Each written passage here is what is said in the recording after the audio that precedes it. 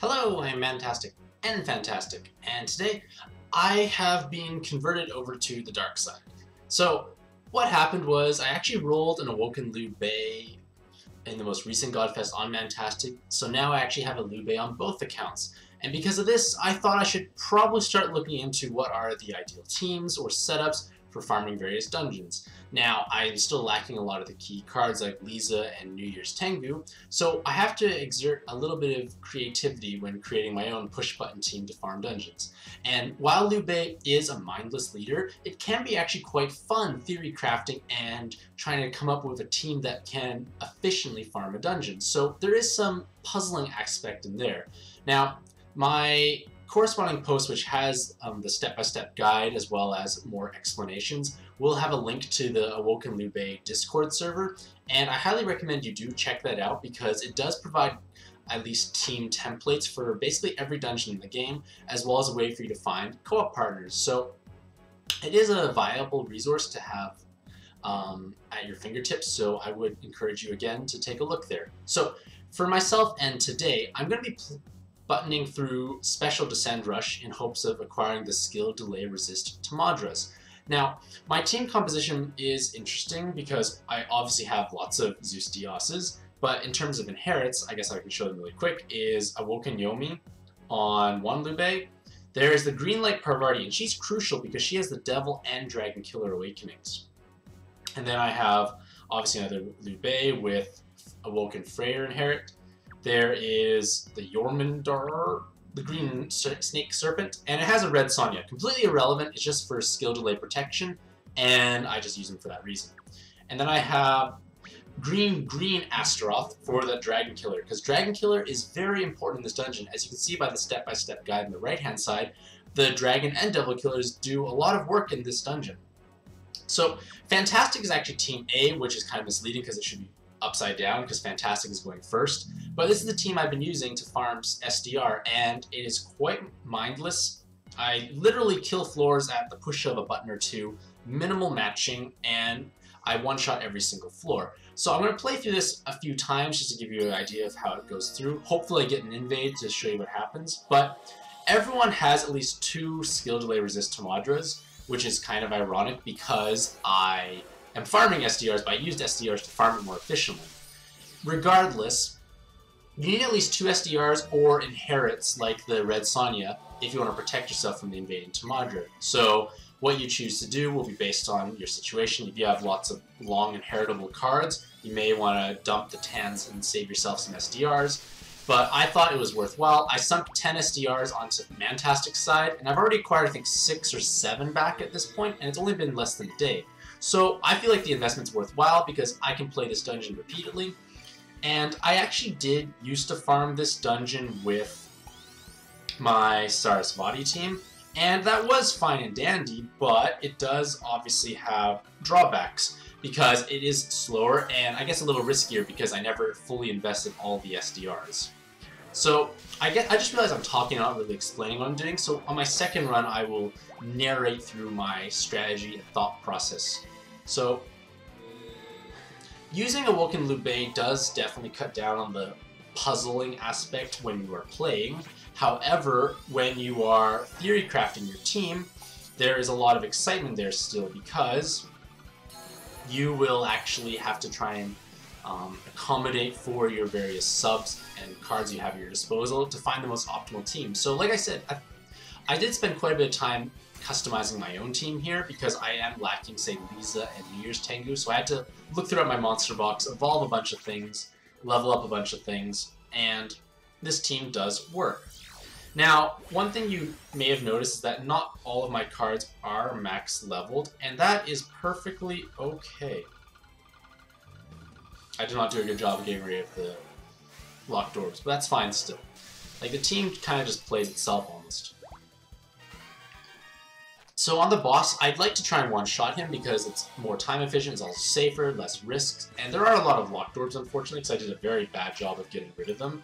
So I'm going to pop Zeus Dios, and then this here.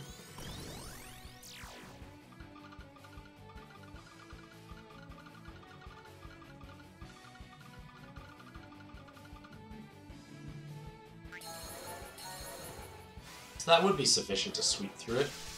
So ideally you don't want to have that many locked orbs. Don't do that. So I'm just going to play through it once again, and I will kind of narrate my thought process at least, because I was just kind of going through the introduction again and again, basically. So you can see my team roster on the side, and on floor 1, all you have to do is simply use Zeus Dios. Now, this works even if I say I had no wood orbs on the board, because my Astaroth has that, well, you can't see on the screen here, oops.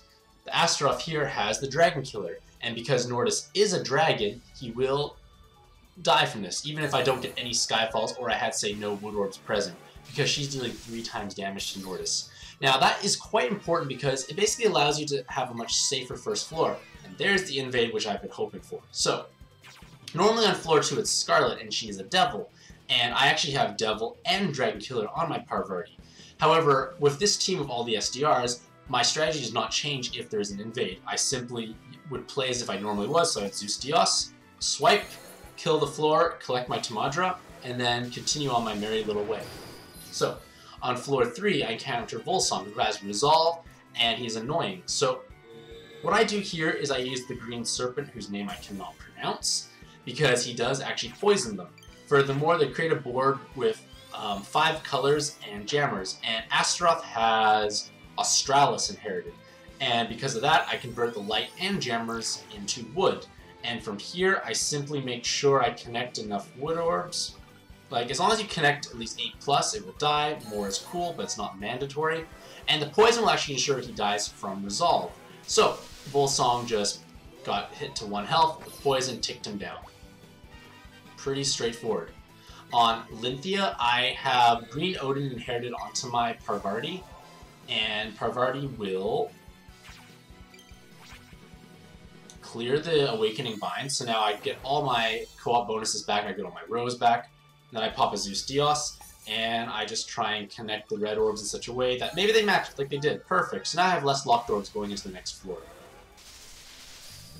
So again, it kills Lynthia there, and I proceed into Gay Knot. And Gay Knot is fire, but so it is more dangerous. However, he does have dragon typing, so lo and behold, the Astaroth who had Dragon Killer is useful once again. Basically, everyone's a dragon or a devil in this dungeon.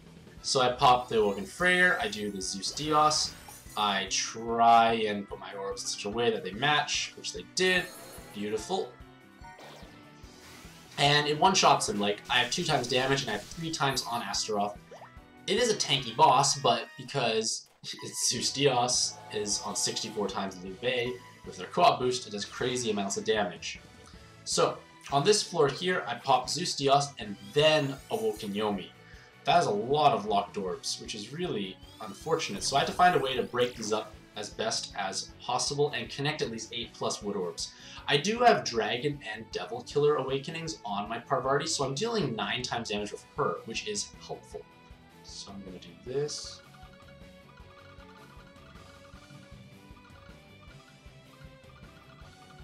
Oh, shoot. I didn't connect. I made 2 unique rows, so my damage is actually going to be quite low by comparison. So, it still is enough, thankfully. Like, I did make at least 2 unique rows, and there was a lot of combos. But Parvati's dual killer awakening is kind of what carries you through. So I actually haven't got that bad of a board yet. I've only had maybe like 20 odd playthroughs now at this point. And I'm just going to favorite my SDR because I don't want to accidentally fuse them away. And I'm just going to go right through it again. So there is, I guess, a chance you can die at the end if you encounter like a terribly locked board like that. Like, I haven't actually really had a locked board of that magnitude yet to this point. So I guess I was lucky I managed to get through it. So again, going to pop Zeus Dios and quickly match. Kills Nordis. Hopefully I get another invade. The invade rate's about maybe 20%, so every 5 runs you should possibly expect an invade. And the dungeon does rank you up very quickly, so if you are a lower ranked player, you can easily rank up. Like, you can chain your rank ups. Furthermore, with the bonuses to Arena, you could even just play an Arena run here and there, and that will actually allow you to rank up as well. So there are multiple ways to keep chaining rank ups and keep farming SDR because it is a very lucrative dungeon. Like, it is basically the best latent Tamadra, relatively speaking, I'd say. So acquiring those is important when you want to start tackling end game content. So let's think.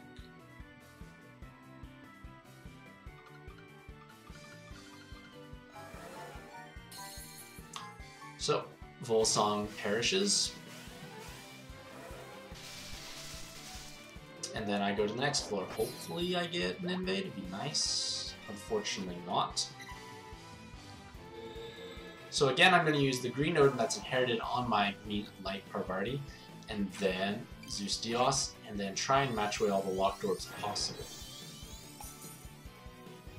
So one thing that's interesting to note is that this team actually has no time extend. Whoops.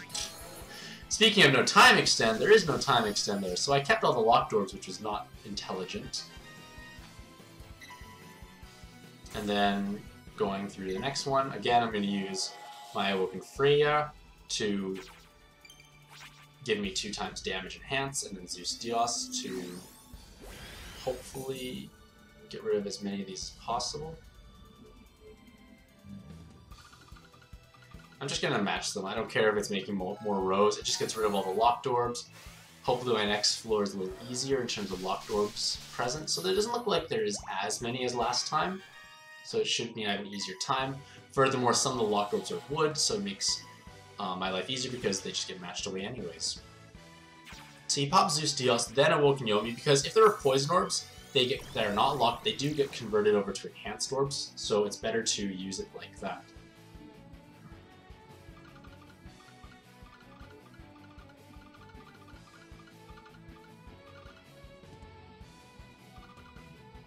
Good enough. As long as I get the full multiplier, it's fine. So it goes through Zerg Infinity, no invade, and I'll just play one more, I guess, to at least keep showing you what I've been doing.